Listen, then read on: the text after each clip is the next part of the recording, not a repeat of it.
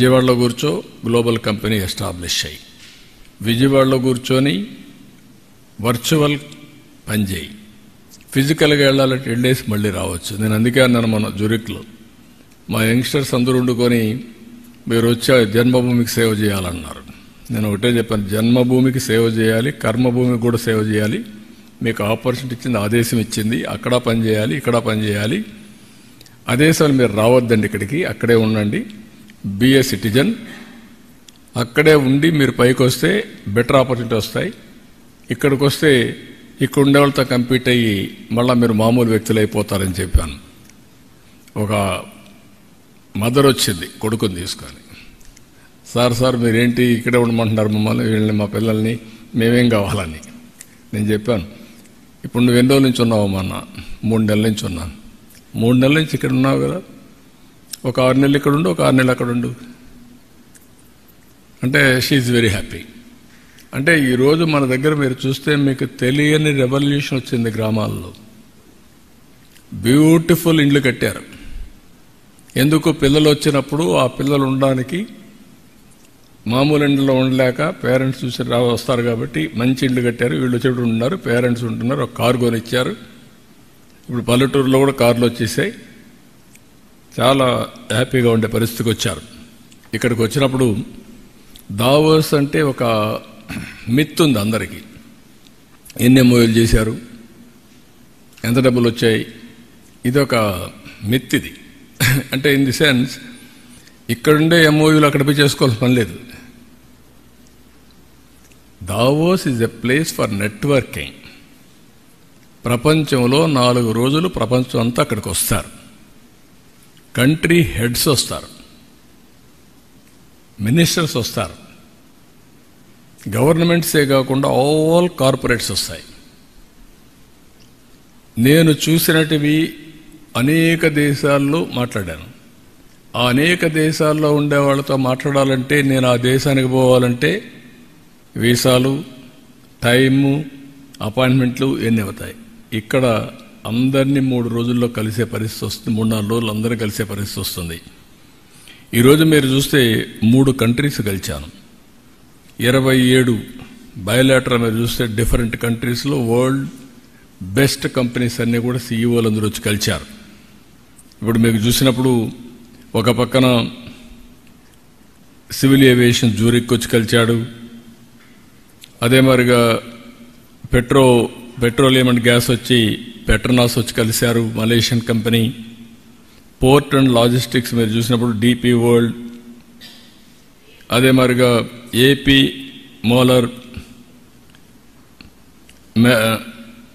మెరెస్క్, అదే మరిగా డెమెన్ holding BV, ఇలాంటి కంపెనీస్ అన్ని, ఎఫ్ఎంజీ అయితే యూనిలివర్, గ్లోబల్ హెడ్, ఇంకొక పక్కన వాల్మార్ట్, ఇలాంటివి సిస్కో, పెప్సికో, ఇలాంటి గ్లోబల్ హెడ్స్ అంతా వచ్చి కలిసే పరిస్థితి వచ్చేది. వీళ్ళందరినీ కలవాలి, నేను డిఫరెంట్ కంట్రీస్కి పోవాల్సిన పరిస్థితి వచ్చేది. ఇక్కడికి వచ్చినప్పుడు నెక్స్ట్ నేను ఆలోచించింది ఏంటంటే, మీరు గుర్తుపెట్టుకోవాల్సింది, ఇక్కడికి పోయేది ఎందుకంటే నాలెడ్జ్ని అప్గ్రేడ్ చేసుకోవడం. ప్రపంచం ఏ విధంగా ముందుకు పోతా ఉంది, రాబోయే రోజుల్లో ఏ డైరెక్షన్లో మూవ్ అవుతుంది, మనం ఏ డైరెక్షన్లో ముందుకు పోతే మన ప్రజలకు సంపద క్రియేట్ చేయగలుగుతాం. దట్ ఈజ్ మెయిన్ ఇష్యూ ఇక్కడ. ఈసారి మొత్తం దావోస్ మీరు చూస్తే green energy, green hydrogen, nature farming. Second, IT to AI. Everybody is talking deep tech, AI in all walks of life. ఇలాంటి ట్రెండ్స్ వచ్చినప్పుడు అక్కడ నేర్చుకోవడానికి ఉపయోగపడతాయి. ఇప్పుడు ఉదాహరణకు మీరు చూస్తే, నేను ఈరోజు చూసిన తర్వాత ఆంధ్రప్రదేశ్లో 10 పోర్టులు ఉన్నాయి. మనం అనుకున్నంతగా ఎస్టాబ్లిష్ చేయలేకపోయాం. ఇండియాలో logistics cost as on today 14%, international logistics cost 8%. ఇక్కడ ఏపీ మోలర్ మర్స్క్ అయితే వాళ్ళు చాలా సిస్టమేటిక్గా బ్యాక్వర్డ్ ఫార్వర్డ్ ఇంటిగ్రేషన్ చేశారు. రైల్, రోడ్, ఇన్లాండ్ వాటర్వేస్, మళ్ళా inland cargo, air cargo, see cargo అన్ని మాస్టరైజ్ చేశారు. కంటైనర్ పోర్ట్, డ్రై పోర్ట్స్ ఇవన్నీ కూడా చేశారు. ఇవి చేసినప్పుడు మనకు చాలా అడ్వాంటేజ్ వచ్చే పరిస్థితి వస్తుంది. ఈవెన్ డీపీ వరల్డ్ అయితే ఒక స్టెప్ ముందుకు పోయి కన్సాలిడేటర్స్ కూడా తయారు చేసి ఎంఎస్ఎంఎల్ తయారు చేసి వాళ్ళ దగ్గర నుంచి ఆల్ టైప్ ఆఫ్ ప్రొడ్యూస్ కొంటున్నారు. Production, it may be industrial production, it may be agriculture production, cold storage, with in the country marketing, global marketing. Global marketing ఇక్కడి నుంచి మీరు చూస్తే దుబాయ్కి తీసిపోయి భారత్ మార్ట్ అనే పేరు పెట్టి 2500, 3000 ఎంఎస్ఎంఈల్ని ప్రమోట్ చేస్తూ అమ్ముకునేందుకు అవకాశాలు కల్పిస్తున్నారు గ్లోబల్ మార్కెట్ నెట్వర్క్లో. ఇక్కడి నుంచి యూరోప్ కానీ ఆఫ్రికాకు పంపించే పరిస్థితికి వస్తున్నారు. దిస్ ఈజ్ వేర్ మనం తయారు చేసే ప్రోడక్ట్ని గ్లోబల్ స్టాండర్డ్స్లో తయారు చేసి గ్లోబల్ మార్కెట్కి ఇస్తే మల్టిపుల్ ప్రైస్ వస్తుంది. మన ప్రోడక్ట్ని మన ఊరు నుంచి పక్కన టౌన్లో పంపించిన పరిస్థితిలో ఉన్నాం యాజ్ ఆన్ టుడే.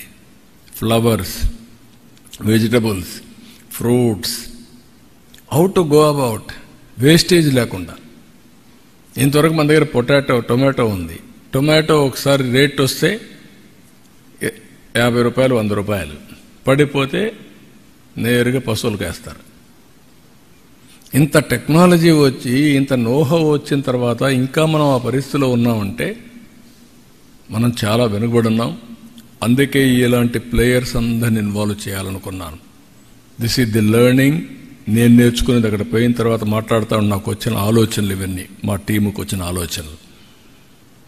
ఇప్పుడు మీకు ఇక్కడ చూసినప్పుడు పెప్సికో ఉంది, యూనిలివర్ ఉంది, వాల్మార్ట్ ఉంది. వీళ్ళు కూడా సోర్సింగ్ చేస్తున్నారు.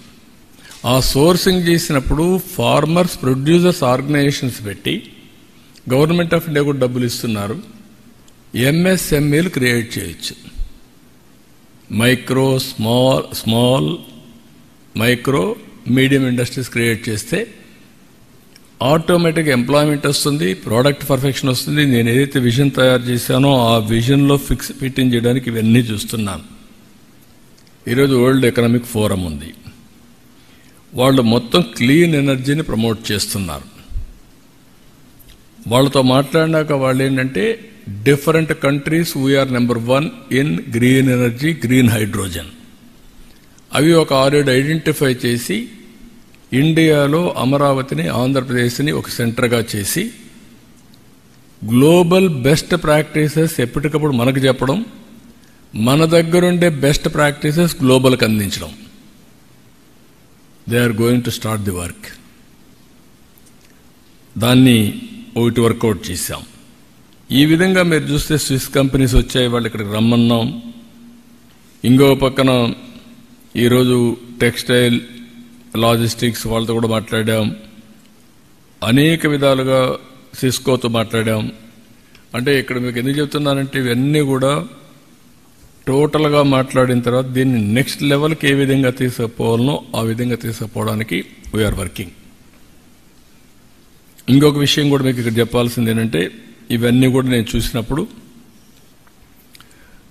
నేను ముందే చెప్పాను, ప్రపంచంలో ఇండియాకు ఒక బంగారు భవిష్యత్తు ఉంది, గోల్డెన్ ఎరా ఉంది. దానికి కారణాలు మీరు అన్వేషిస్తే మేము అదే ప్రాజెక్ట్ చేశాం. నేను అక్కడ పోయినప్పుడు కూడా చెప్పాను.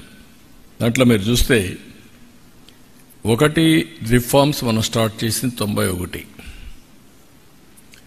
ఫస్ట్ మోర్ అడ్వాంటేజ్ ఇండియాకు వచ్చింది on IT, that is around 95. Demographic dividend windfall గెయిన్గా వచ్చింది, మనం ఊహించింది, మన అదృష్టం అది. Young India globally. దానివల్ల అడ్వాంటేజ్ ఏంటంటే ఆంటర్ప్రెన్యూర్స్గా తయారవుతున్నారు మన వాళ్ళు. That is the biggest advantage. Fastest growing economy India. By 2028, incremental GDP growth, India will be number one, not China. 28 నుంచి 2028 నుంచి జీడిపి గ్రోత్ రేట్లో మనమే నెంబర్ 1 ఉంటాం. అది వచ్చినప్పుడు ఇంకా మీరు దట్ ఈస్ ది బిగినింగ్, ఇప్పటికే జరుగుతున్నాయి, beginning for golden era. That is where we projected in Davos. దీనికి కారణం ఏంటి? Strong leadership nation level. 11 ఏళ్ళు Narendra Modi, one of the strong leader, acceptable globally, is doing all these things. దాంతో ఏమైందంటే ఒక stability వచ్చింది, కంట్రీ ఇండియా బ్రాండ్ ప్రమోట్ అయింది. ఇది కాకుండా మీరు చూస్తే మోస్ట్ యాక్సెప్టబుల్ కమ్యూనిటీ ఇండియన్స్. ఇక్కడ మీరు ఉంటారు, మీరు 170 అడుగుతూ ఉంటారు. మిమ్మల్ని ఒక రాజులుండే కంట్రీకి పోతే చచ్చినట్టు వాళ్ళు ఏం చెప్తే వాళ్ళు చేస్తారు. మీరు ఇంకేం మాట్లాడరు, వాళ్ళు ఏం చెప్తే అది చేస్తారు. అదే అమెరికా పోతే కాంపిటేటివ్ ఎకానమీలో బ్రహ్మాండంగా పనిచేస్తారు. ఏ జాగ్రఫీకైనా, ఏ లీడర్కైనా, ఏ కంట్రీకైనా, ఏ పరిస్థితులకైనా తట్టుకుని నిలబడే వ్యక్తులు ఇండియన్స్.